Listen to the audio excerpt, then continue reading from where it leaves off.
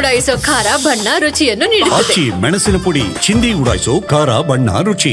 ಇನ್ನು ಮೈಸೂರಿನಲ್ಲಿ ವಿಶ್ವವಿಖ್ಯಾತ ಜಂಬೂ ಸವಾರಿಗೆ ಕ್ಷಣಗಣನೆ ಶುರುವಾಗಿದೆ. ಗತ ವೈಭವವನ್ನು ಕಣ್ತುಂಬಿಕೊಳ್ಳುವುದಕ್ಕೆ ಕೋಟ್ಯಾಂತರ ಮಂದಿ ಕಾಯುತ್ತಿದ್ದಾರೆ. ಅಂಬಾರಿಯಲ್ಲಿ ವಿರಾಜಮಾನ ಆಗಲಿದ್ದಾಳೆ ಚಾಮುಂಡೇಶ್ವರಿ. ಮದುವಣಗಿತ್ತಿಯಂತೆ ಮೈಸೂರು ಸಿಂಗಾರಗೊಂಡಿದೆ, ಅದರ ಬಗ್ಗೆ ಎರಡು ಪ್ರಶ್ನೆ ಇಲ್ಲ. ಅರಮನೆ ನಗರಿ ಮೈಸೂರಿನಲ್ಲಿ ಕಳೆಗಟ್ಟಿದ ದಸರಾ ವೈಭವ, ವಿಜಯದಶಮಿ, ವಿಜಯದ ಸಂಕೇತ, ದುಷ್ಟತನದ ವಿರುದ್ಧ, ಕೆಟ್ಟದರ ವಿರುದ್ಧ ಒಳ್ಳೆಯತನ ಗೆದ್ದಂತಹ ಸಂಕೇತ, ಗೆಲ್ಲಬೇಕು ಅನ್ನೋ ಸಂದೇಶ ಕೂಡ ಹೌದು.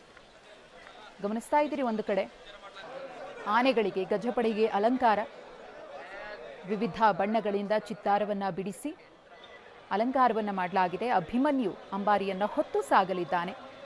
ಮತ್ತೊಂದು ಕಡೆ ನಾಡ ಅಧಿದೇವತೆ ಚಾಮುಂಡೇಶ್ವರಿ ಉತ್ಸವ ಮೂರ್ತಿ, ವಿವಿಧ ಪುಷ್ಪಗಳಿಂದ ಚಾಮುಂಡಿಯನ್ನ ಅಲಂಕಾರ ಮಾಡಲಾಗಿದೆ.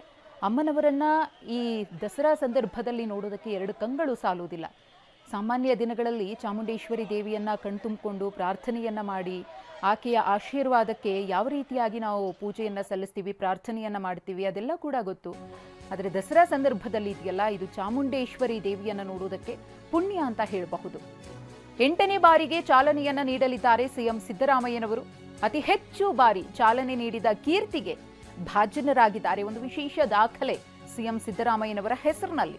ಇವತ್ತು ಜಂಬೂ ಸವಾರಿಗೆ ಚಾಲನೆಯನ್ನ ಕೊಡಲಿದ್ದಾರೆ. ಅರಮನೆ ಆವರಣದಲ್ಲಿ ಜಂಬೂ ಸವಾರಿಗೆ ಸಕಲ ತಯಾರಿಗಳು ಕೂಡ ನಡೀತಾ ಇದೆ ಒಂದು ಕಡೆ. ಮತ್ತೊಂದು ಕಡೆ ಉತ್ಸವ ಮೂರ್ತಿಯನ್ನ ಅರಮನೆಗೆ ತಂದಿರಿಸಲಾಗಿದೆ. ಅಲ್ಲಿ ವಿಶೇಷ ಪೂಜಾ ಕೈಂಕರ್ಯ ನೆರವೇರುತ್ತೆ ರಾಜ ವಂಶಸ್ಥರಿಂದ. ಹಿಂದಿನಿಂದಲೂ ಕೂಡ ನಡ್ಕೊಂಡು ಬಂದಿರುವಂತಹ ಸಂಪ್ರದಾಯ ಅದು. ಆ ಸಂಪ್ರದಾಯದ ಹೊರತಾಗಿ ನೀವು ಯಾವುದೇ ಕಾರ್ಯಕ್ರಮಗಳನ್ನು ಮಾಡೋದಕ್ಕಾಗುವುದಿಲ್ಲ.